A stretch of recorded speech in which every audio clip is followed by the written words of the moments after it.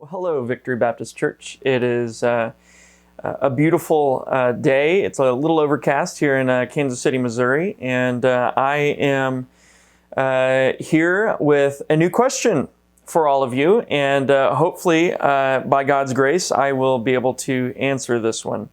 The question is concerning a theology called Molinism.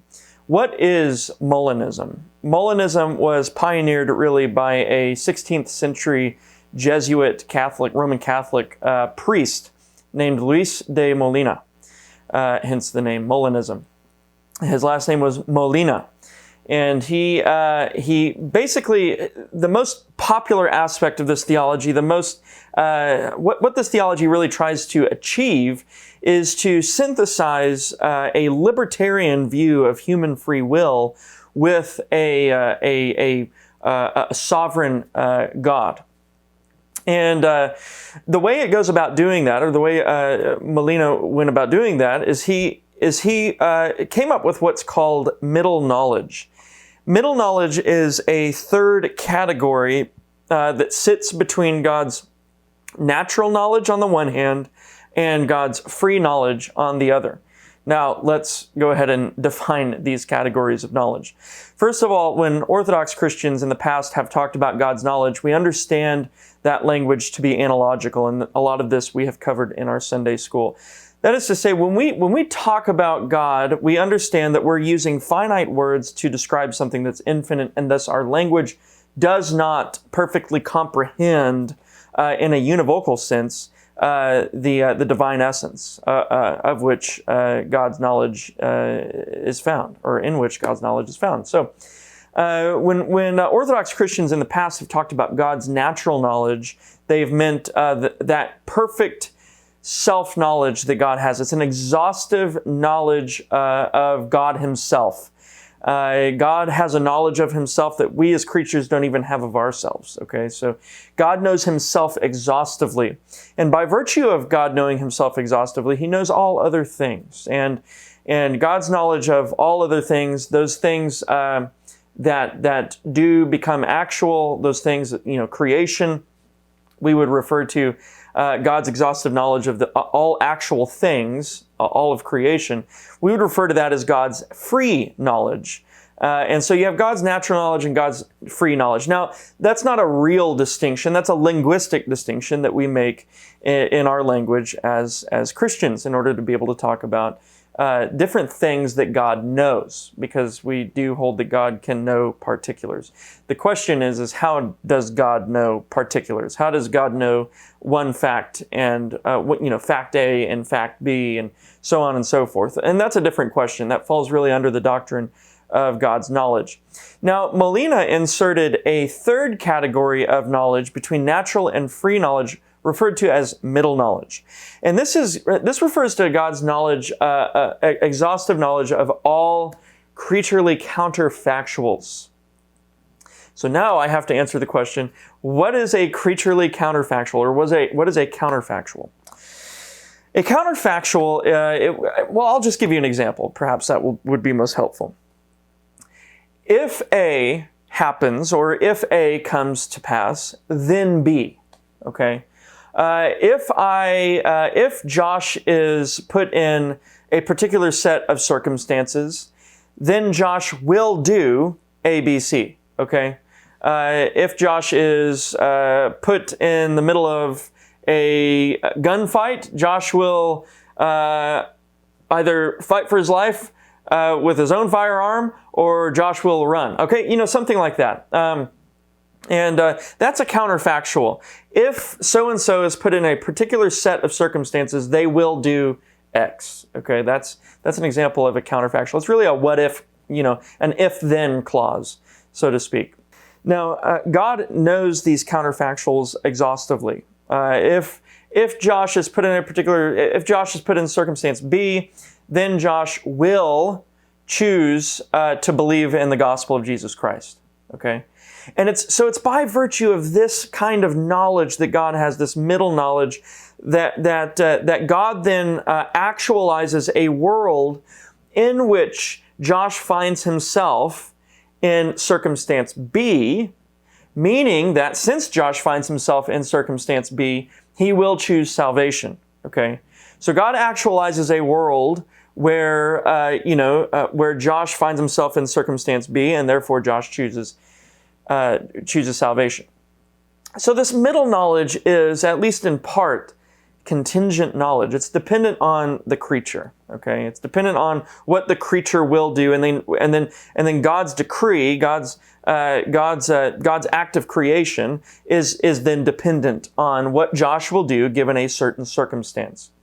And so middle knowledge is not the same thing as natural and free knowledge. Natural and free knowledge can really be collapsed into one heading, and that is the knowledge of God. God has knowledge of all things, and when we talk about it, yes, we use different words to talk about it, but really we're just talking about different aspects of the same thing.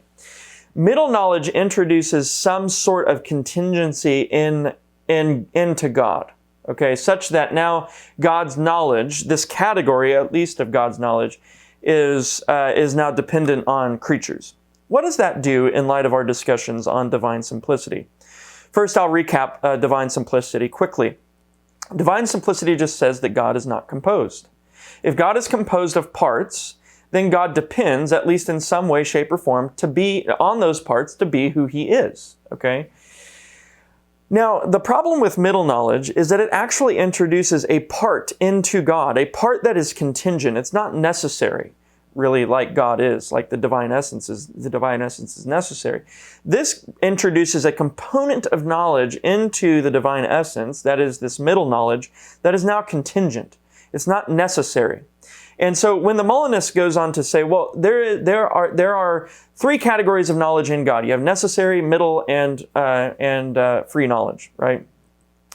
Necessary and free knowledge, theologically speaking, can be grounded in the divine essence as something that's unchanging, something that's necessary along with God's divine essence. And so those categories of knowledge, though we parse them out in our human terminology, those categories can be identified with the divine essence. The problem with middle knowledge, and the reason that middle knowledge cannot be identified with the divine essence like natural and free knowledge, is because middle knowledge has an aspect of contingency to it. Okay, so that would mean that there's a part in God that is not necessary but contingent. That is to say, now there's a part of God that's not only dependent, but now God is made up of parts. God is composed of parts to be who He is.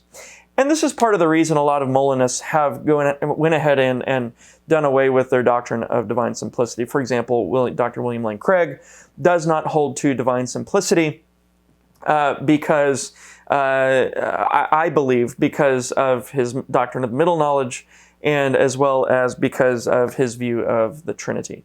Now, Molinism requires that we give up divine simplicity and then hold that God is indeed composed of parts.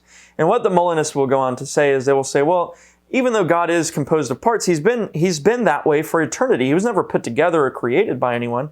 But that's really begging the question, because something that is composed of parts is by definition dependent. It's dependent on those things to be what it is, whatever it may be. A table is dependent on its legs, on its surface to be what it is, to be a table. This camera that I am talking into right now is dependent on its lens. It's dependent on its screen, its software that it runs on. It's dependent on its shape, its form, to be what it is. It's dependent on a number of things to be what it is. And if God were made up of parts, He would be dependent on those parts to be what He is. It doesn't matter if those parts were together in eternity past. What we're saying is that if God is made up of parts, it doesn't matter if it's parts that have been adhered together in eternity past. It doesn't matter how long they've been together. It doesn't matter if they've been together eternally. What matters is the fact that you can see how God as God would depend on those parts to be who He is. Dependence doesn't require that something at one time be put together. Dependence just requires a contingency, a reliance on certain things to be what something is. So if something depends or requires certain parts to be what it is. It doesn't matter if they were ever put together a long time ago or not. It doesn't matter if they were together for eternity. The fact is that something that is made up of A, B, and C, that thing depends on A, B, and C to be what it is, notwithstanding, the time, the duration that it's existed or whatever. God, if he were made up of various parts, A, B, and C, would depend on A, B, and C to be what he is. And we can therefore safely reject the notion of middle knowledge.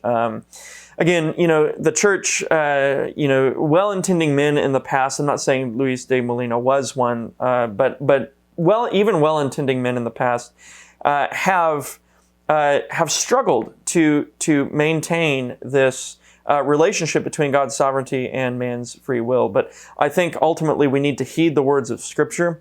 We need to understand that we are finite creatures, and we need to go as far as we can go in our theology, but we also need to understand who God is fundamentally, and then from the nature of God, work out from there.